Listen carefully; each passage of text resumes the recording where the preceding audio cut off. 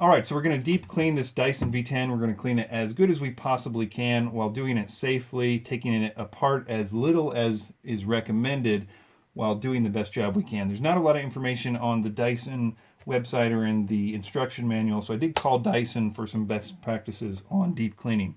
One thing I am going to suggest doing is getting another vacuum. I'm using another Dyson that has a lot of suction, but I duct taped the dusting brush from the V10 onto my upright, and it's going to help us do this a lot more sanitary.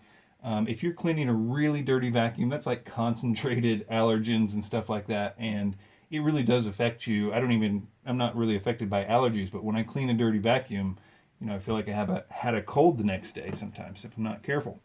So let's get started. The first thing we're going to do is take off this dustbin, and to do that you do just like and of course you want to empty this first.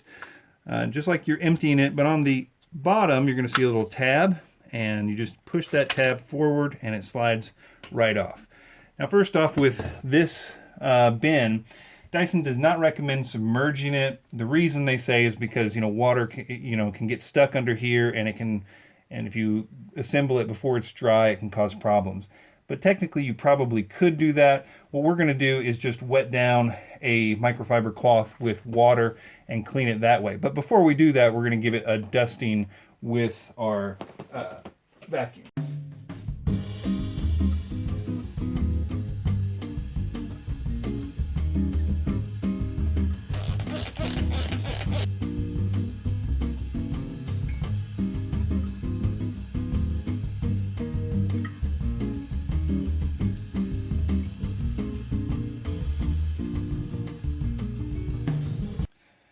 Now technically this is really hard to get dirt right here.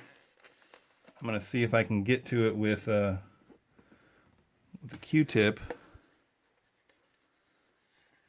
And you can a little bit, but what you would really want to do, if this doesn't look like a part that would be too dangerous to take apart, it looks like it's just one screw there, and it's a security bit star tool. Yeah, it's a T8. I'll put a link in the description. These are always handy if you're going to be taking apart vacuums. Most of them are using security bits. Screw off and just pop this right out and clean that, if that was how clean you needed this to be. So I think we've gotten this as clean as we're going to get it. All right, this filter is not too bad. We're just going to clean it up a little bit. First, in any case, you want to get the debris off this before you wash it. So you can do that by just shaking it in a number of ways, but we're going to do it with a vacuum.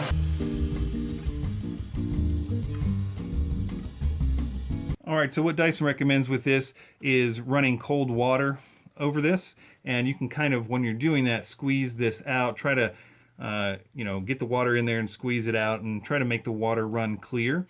You can also replace these. I'll put links in the description. I think Dyson sells these from their website. I'm not sure if there's anything on Amazon or anything, but there is usually a little bit of stuff on the inside of where the filter housing is. Nothing too bad usually, but we're going to clean it with our vacuum. Forgot to mention, it's really important to let these dry 24 hours after, at least 24 hours after you have gotten them wet. And the reason is because you don't want water soaked in there when this is pulling air into it or through this, or even pushing it back. You just don't want water having the opportunity to get into the motor. All right, so this one isn't too bad, but I bet a lot of these can get very dirty all around here. Big question a lot of people have is how to clean the Cyclones. And a lot of different cordless, they're taking off these, bits, and they're prying things open with a screwdriver. And yes, you can do that, but of course Dyson is not going to recommend that. There are a number of solutions that people have to this.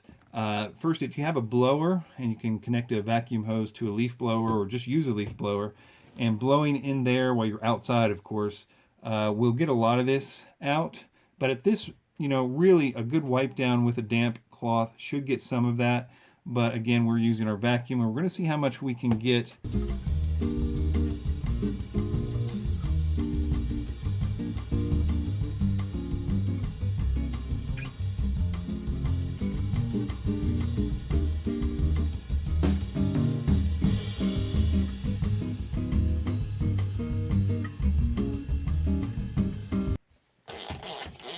right, and the rest I'm gonna just do with a damp cloth.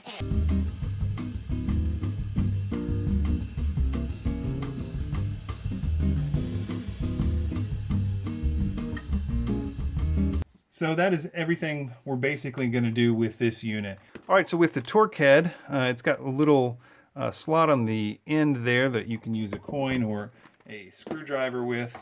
You just turn that counterclockwise just a little bit till it unlocks, and the brush will come right out.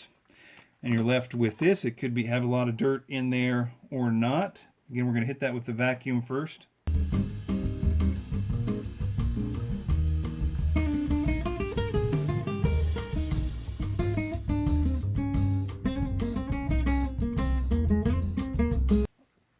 Right, and you know, this can have a lot of hair in it clearly, so you can, to get the hair out, it's pretty self-explanatory. You just got to work it with your fingers. Gloves are helpful.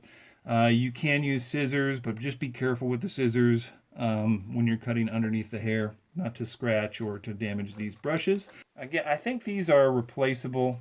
If you know, the brushes tend to wear down here, I'm pretty sure these are replaceable. I'll put links to wherever I can find them below. Always want to check your intakes with these, make sure nothing is clogged. It certainly can happen. All right, when putting this back in, it's fairly self-explanatory. There's no right or wrong way at first. It's just putting it on there, and then you're going to eventually want to get it back into the slot and then lock it with your screwdriver or coin by going clockwise that time. All right, with the soft brush, again, you have a counterclockwise unlocking mechanism, which a screwdriver is probably best for. And what that does is it's going, you see the arrow here, and what that does is allow this to come apart, and soft roll comes right out. And what Dyson recommends is using cold water with this. You can basically just run it right under a sink. And again, you're just kind of a motion of squeezing it in and squeezing the water out, trying to get the water to run clear.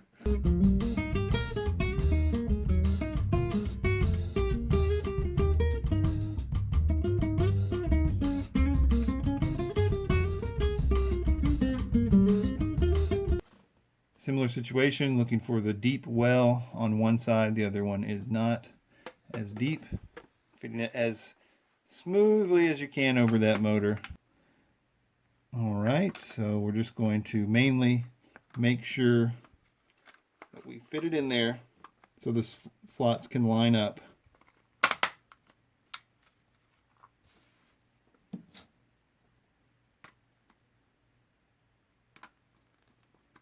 All right, thanks for watching. You can watch our videos with the Dyson V10 versus the Dyson V8. Consider a like or a subscription, and thanks for watching.